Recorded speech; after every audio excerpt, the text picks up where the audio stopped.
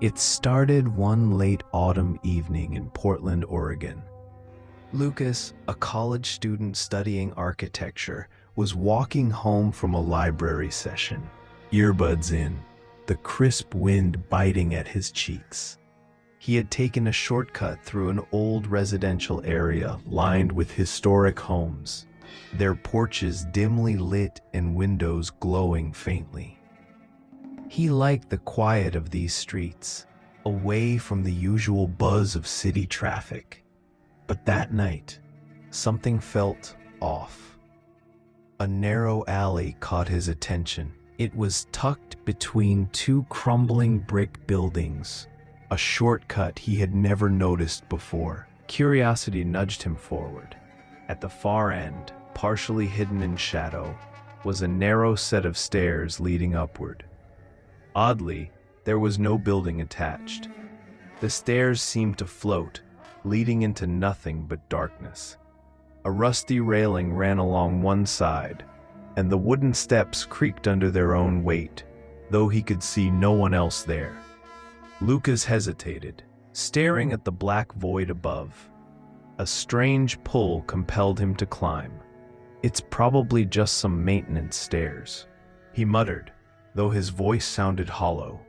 He stepped carefully onto the first step. The air grew colder, biting through his jacket. Each step echoed unnaturally, as if amplifying his presence in an empty void. Halfway up, he realized something disturbing. No matter how many steps he climbed, the alley behind him seemed unchanged.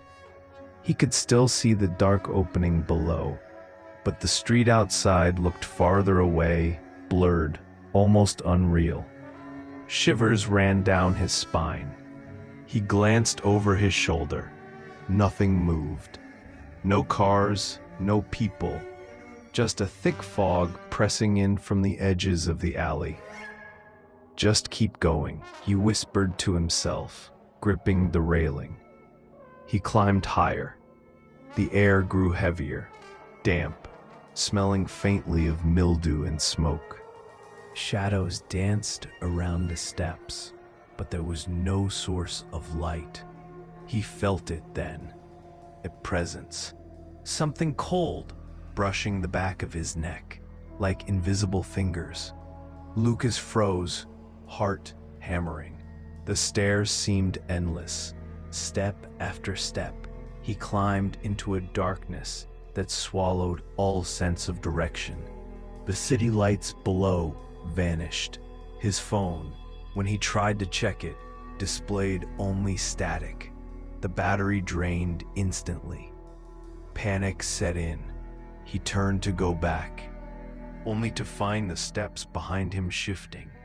They stretched farther than before, the top nowhere in sight.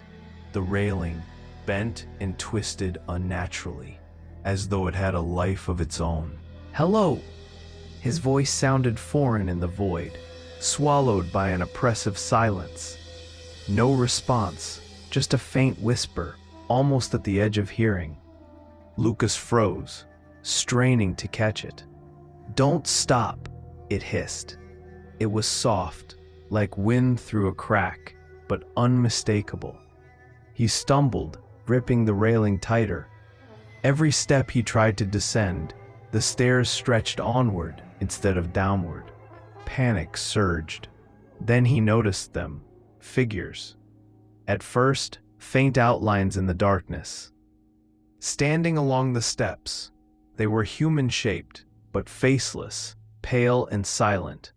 They moved with him, ascending as he ascended, descending when he tried to go down. Their presence was suffocating, a quiet dread pressing against his chest. He couldn't breathe. He couldn't escape.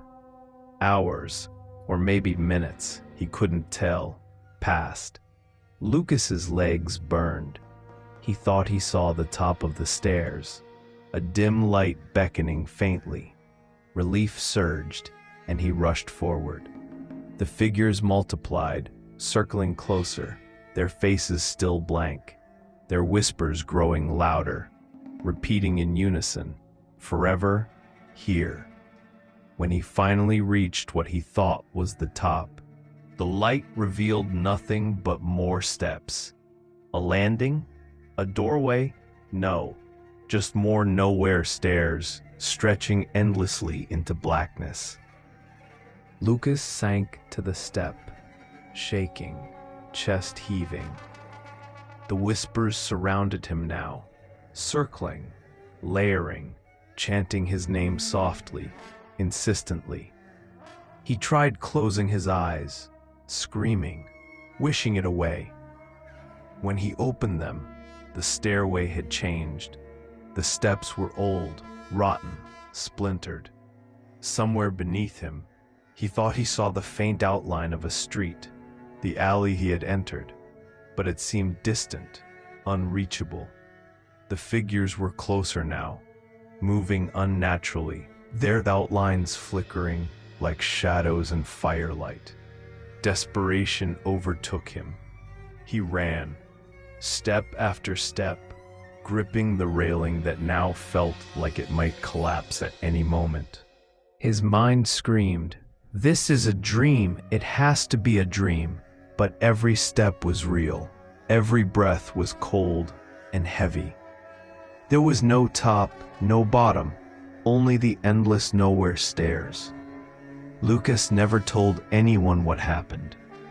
He finally stumbled into a familiar street hours later, or maybe days. He couldn't tell, his legs bruised, body exhausted. The alley behind him was gone, replaced by solid buildings, no trace of the stairs. Friends joked he had gotten lost. But sometimes, late at night, walking home alone through Portland, he swears he sees them. A narrow stairway, appearing between buildings, dark and endless, calling him back. And when he dares to glance up, he thinks he sees shadows moving, waiting for the next traveler, the next climber, along the nowhere stairs.